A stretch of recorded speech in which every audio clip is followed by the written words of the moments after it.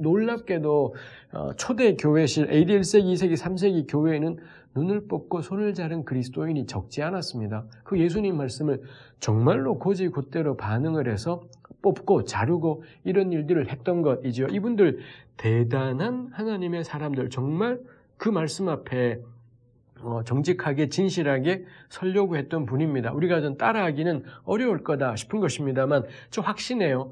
이런 분들은 어떤 사람들일까요? 남의 애는 절대로 함부로 죽이지 않지만 자기 눈은 서슴없이 뽑을 그런 사람이었을 거다 싶어요. 우리랑은 정반대예요. 남의 애는 죽여야지 생각하지만 내 눈은 조심해야지. 이거 안 돼요. 자기한텐 관대하고 남에겐 가혹하고 딱 복음의 반대말입니다. 근데 진짜 복음을 따른다면 자기한텐 가혹하고 남에겐 관대하고 이게 맞을 겁니다. 전 그래서 여리고에서 애 다 죽였다 생각하시는 분들의 구원에 일단 눈 뽑고 오시라고, 눈 뽑고 손 자른 다음에 그러고 나면 여리고에 안 죽일 거라고, 저는 그 사람은 자기를 죽일지언정 남을 죽이지는 않을 거라고 생각합니다. 그분이 누군가요?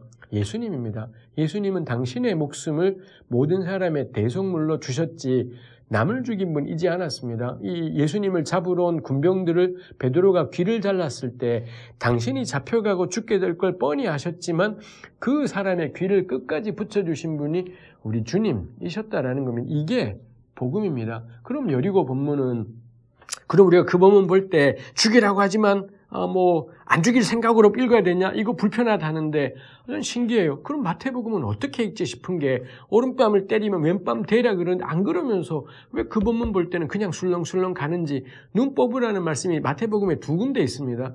그 2군데 있는 말을 볼 때마다 어떻게 그 책을 읽을 수가, 너무 근데 편안하게 읽으면서 왜 여리고 본문 가지고는 유독 그러는지 저는 납득할 수 없다 싶은 것이 있습니다. 그럼 여리고 본문이 말하는 건 뭔가요? 죄는 그 모양이라도 버리라. 이게 그 본문이 고대 시대건 지금에서건 마찬가지인 겁니다. 그래서 여리고 싸움을 하는 것은, 우리가 여리고는 이방민족, 여리고나 이 가나안은 이방민족이라서 없애라, 절대 그런 것이지 않습니다. 사실 하나님이 아브라함한테 이 땅 주겠다 했지만 안 주셨잖아요. 왜 안 주셨냐면 창세기 14장에 15장일 수도 있겠습니다. 거기 보면 아직 이 가나안 족속의 죄악이 가득 차지 않았다고. 그럼 어떻게 하냐? 네가 기다려.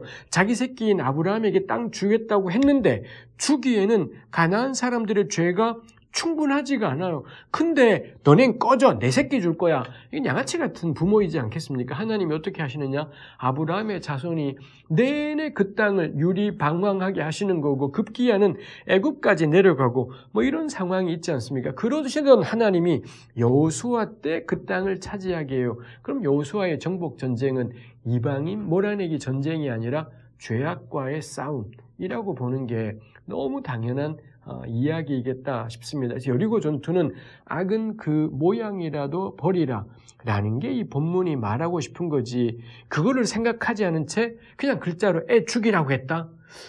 만일 세상에 어떤 종교가 있어서 하나님이 명령하시면 어린애라도 서슴지 않고 죽이는 종교가 정말로 출현했다고 생각해봐요. 인류의 재앙입니다. 그런 종교에 한번 가입하면 부모고 자식이고 불안 속에서 못 살 겁니다. 왜냐하면 하나님 말씀을 어겨 죽여, 이런 생각을 부모도 하고 있고 자식도 하고 있잖아요. 사회 모든 사람이 다 그 생각하고 있어요. 그 사회는 눈 감고 못 살 겁니다. 언제? 왜냐하면 우리가 완전하지 않고요. 우리 늘 거역하고 불순종하는 사람인데 기본 정서 불순종하면 죽여. 이 사회는 불안과 초조와 공포 속에 누가 누구를 잠시도 믿지 못한 채 다 고립된 채 살아야 될 겁니다. 만약 이런 종교가 지구상에 존재하면 인류는 멸종이에요. 그냥 제노사이드가, 인종학살이 마구 일어나면서 우리 끝장나고 말, 그런 일들이 있습니다. 근데 그런 일들이 군데군데 있었어요. 십자군 때도 있었지요. 최근에는 미국의 아프간 침공도 마찬가지인 거고요.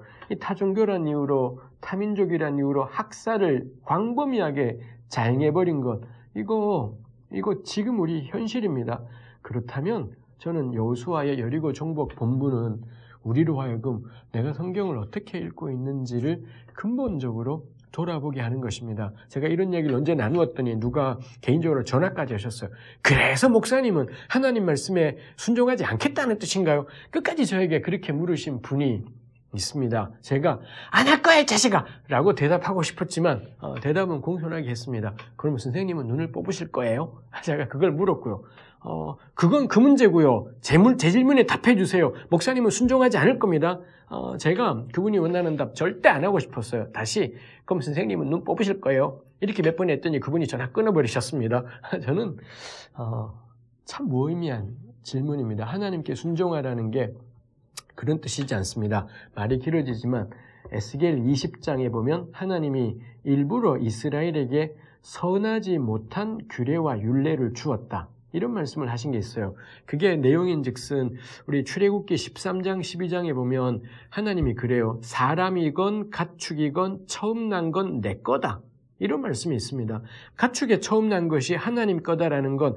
그래서 소의 초태생은 성전에 끌고 와서 제물로 바치는 것이지 않겠습니까? 근데 사람이건 가축이건 처음 난 건 내 거야. 가축에 처음 난 건 제물로 바쳐야 돼. 그럼 사람의 처음 난 건 제물로 바쳐야 되나? 이렇게 해서 이 본문 자체는 장자를 처음 난 것을 하나님께 제물로 바쳐라. 충분히 그렇게 생각할 뉘앙스가 있다라는 거고, 고대 중동에는 장자를, 자기 자식을 불태워서 신에게 바치는 인신제사가 허다하게 일어났고요. 구약 성경도 곳곳에서 이방의 이런 인신제사를 고발하고 이스라엘 안에 들어온 제사로는 몰렉 숭배 같은 게 인신 자녀를 바치는 대표적인 제사였습니다. 에스겔 20장에는 내가 그들에게 선하지 못한 장자는 내게 바쳐, 이런 규례를 주어서 그들이 그 말씀대로 장자를 화제로 하나님께 바쳤고 내가 그걸 구실로 그들을 멸망시켰다. 그래서 하나님이 이스라엘을 멸망시켜야 되겠고 꼬투리가 필요한데 뭘로 하지? 좋아. 장자 바치라는 이런 규례를 주고 저들이 내 명령에 순종한답시고 장자를 바치면 자식을 바치다니 멸망시켜버려야지. 에스겔이 그런 표현을 해요. 이거 당연히 하나님이 무슨 함정 파는 분도 아니고 이거 뭔가 지독한 역설이고 풍자이지 않습니까? 근데 왜 자식 갖다 바치기가 생기나요? 사람 안에는 종교심이 있습니다. 저나 여러분들이나 다 종교심이 있고 그 극단적인 종교심, 신에게 내게 있는 가장 소중한 걸 주고 싶어. 이 극단적인 종교심, 그 다음에 또 하나가 문자적인 접근이에요. 나 복잡하게 생각하기 싫어. 하라면 하고 말란 말래. 그러면 군대 가야 돼요. 까라면 까는 군대 가야지 딱 맞을 거다 싶습니다만 나 복잡하게 생각하기 싫어? 성경에 분명히 장자는 하나님의 것 돼 있네.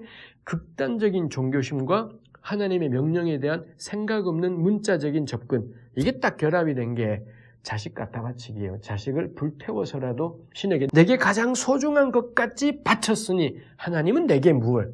이런 일들이 생기게 되는 거죠. 딱 저는 에스겔 20장이 이 여리고에 대한 우리의 생각하고도 통하는 게 있겠다 싶습니다. 하나님이 마치 선하지 못한 명령, 남녀노소를 막론하고 다 죽여라. 누가 그거를 그대로 받나요? 극단적인 종교심, 문자적인 접근. 그럼 어떻게 하냐? 애고 여성이고 간에 군인이고 뭐 노약자고 간에 다 죽여버리는 이런 끔찍한 일들이 벌어지게 되는 거죠. 저는 반드시 그런 사람들을 하나님이 진멸하실 거다, 심판하실 거다라고 생각을 합니다. 그래서 우리는 정말 하나님 말씀에 순종해야 합니다. 그래서 우리에게 필요한 게 주께서 원하시는 게 뭐지? 그래서 미가가 그러잖아요. 사람아, 하나님이 원하는 게 뭐냐? 천천의 재물이냐? 만만의 강수 같은 기름이냐? 내 몸의 마다들을 하나님께 드릴까? 근데 사람아, 주께서 선하신 것을 보이셨나니 그게 뭔가요? 정의를 행하고 인자, 사람 불쌍히 여기고 겸손하게 하나님과 동행하고, 이게 결국 하나님께서 그 규례와 법도를 통해 우리에게 원하시는 것입니다. 전 그거 하는 게 사람이다 싶어요.